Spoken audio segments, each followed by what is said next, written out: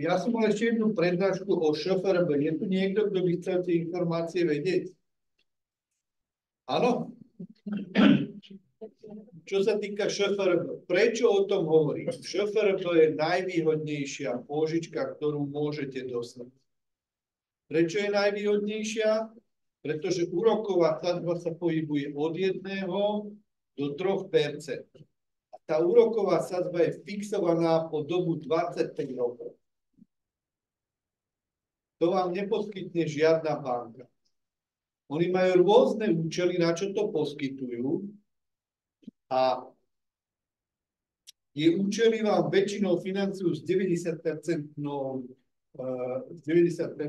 financovaním. To znamená, že len 10% potrebujete vlastných zdrojov. Všetko ostatné zaplatí ŠFR. Čereščička na torte vracajú 10, 20 a 30%.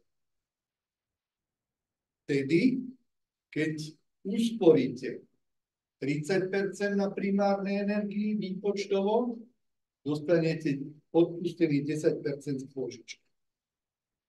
Keď usporíte 40% na primárnej energii, dostanete 20% naspäť.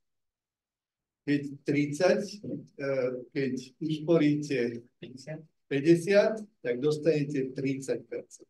Pri milióne je to 300 000, čo vám odpustia z pôžičky.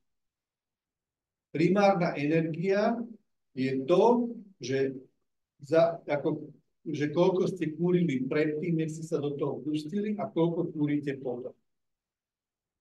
Podmienka je, že musíte zatepliť komplexne celý ten bytový dom. Zateplenie a ešte musíte nejaký obnoviteľný zdroj tam pridať. Vtedy vám vracajú tie peniaze.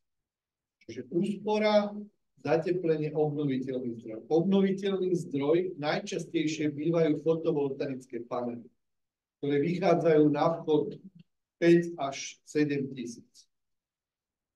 S tými panelmi šetríte zase elektriku na výťah, na osvetlenie. Čiže toto je v poriadku. Najťažšie je dosiahnuť to, aby ste zateplili ten dom, lebo väčšina tých domov už je zateplená. Máme zateplený dom, máme nejakú šancu dostať? Máte, len musíte, oni to rátajú, nie som úplne odborník, mal sem prísť niekto zo štátneho fondu, ale bohužiaľ neprišiel, lebo sú ďalšie konferencie, povedali mi, že už nemajú voľného človeka. Hej? Čiže máte, ale neviem vám úplne teraz presne, podrobne, konkrétne povedať. Oni to rátali akože pred zateplením, hej? Ale či sa to teraz úprimne poviem, že nie som si istý, že keď ste zateplení, hej, že či to viete dosiahnuť. Hej, to vrátenie tých peňazí. Tie ostatné veci nie sú problém.